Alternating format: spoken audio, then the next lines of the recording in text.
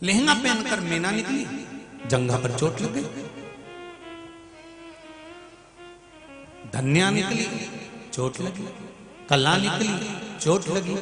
संत उठकर खड़े हो गए और संतों को क्रोध आ गया।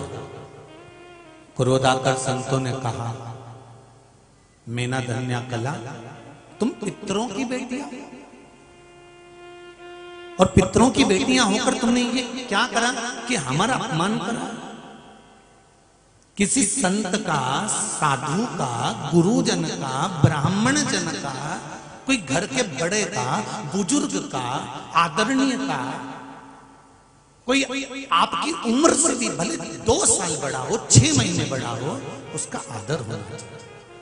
हम श्राप देते हैं तुमको, पितृलोक को छोड़कर मृत्यु लोक में जाना पड़ेगा तुम तीनों को। तीनों की आंखों में जल भरने लगा, रोने लगी, तड़पने लगी, विनती करने लगी, आप क्षमा करो। तब सनत कुमारों ने कहा, हम तुम्हें वर देते हैं कि तुम 3 की गोद में 3 देवियां खेलेंगी जो संसार का कल्याण करेंगी। मीना की गोद में पार्वती, धन्या की गोद में सीता, कला की गोद में राधा खेलेंगी। मीना, धन्या, कला, इन तीनों को तो श्राप लग गया। ये रोती रोती अपने पिताजी के पास में पहुंच गई। अब यहां तक की कथा आपने शिव पुराण में पहले से सुन रखी है। अब आ जाओ वायु पुराण की कथा का। नर्मदा जी का पूर्व जन्म। तीनों रोती रोती अपने पिताजी के पास पहुंचे, जिनके पिताजी का नाम था सोमप। एक बार बोल के बताओ सभी लोग, सोमप।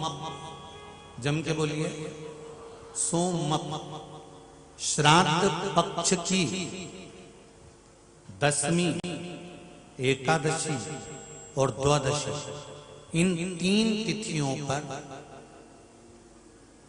एक रोटी में थोड़ा सा मीठा रखकर सोमप पितृ का नाम लेकर यदि गाय को खिला दिया जाता है, तो अगर कोई पूर्वज प्रेत योनि में भी पड़ा हुआ होता है, भटक रहा होता है, जिसको पिंड नहीं मिला, जो अचानक मर गया होता है, अधोगति में चले गया होता है, उस जीव की मुक्ति 10वीं श्राद्ध पक्ष की, एकादशी श्राद्ध पक्ष की और द्वादशी श्राद्ध पक्ष की, ये 3 दिन सोमप पितृ का नाम लेकर रोटी में, पूड़ी में मीठा रखकर अगर गाय को खिला दिया जाता है, ये 3 दिन तक, तो वो पितृ कभी भटकते नहीं है, उनको मुक्ति प्राप्त हो जाती है, मोक्ष में। एक बार सभी लोग वापिस नाम बोलेंगे। क्या नाम है? सोमप।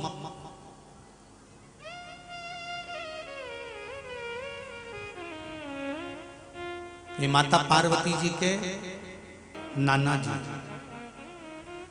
राधा जी के नाना जी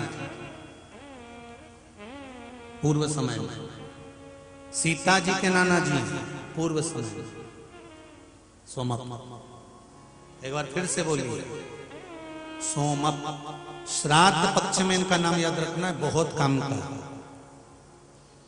जिसको रात्रि में स्वप्न दिखते हो, स्वप्न में सांप दिखते हो, सर्प नजर आते हो, अर्थियां दिखती हो, मरा हुआ व्यक्ति दिखता हो, अगर वो श्राद्ध पक्ष आने में देरी है, अभी भी 10वीं, 11 और 12, 3 दिन रोटी के अंदर गुड़ रखकर अगर गाय को सोमप पितृ का नाम लेकर गाय को खिला देते हैं, दूसरे दिन से ही सर्प दिखना बंद हो जाते हैं, मुर्दे दिखना बंद हो जाते हैं, स्वप्न दिखना बंद हो जाता है। रात्रि को आप चैन से सो सकते। जिसको पूरी रात स्वप्न एक फिल्म की तरह चलते रहते हैं, एक खत्म हुआ, जैसे सोए रात को 10 बजे स्वप्न चालू हो गया, ये हो गया, वो हो गया, स्वप्न चलते चलते चलते चलते चलते चलते सवेरे की नींद खुल गई, तब तक स्वप्न चल रहा है। ऐसे व्यक्ति को भी सोमप पितृ का ध्यान करना चाहिए, सोमप पितृ का स्मरण करना चाहिए।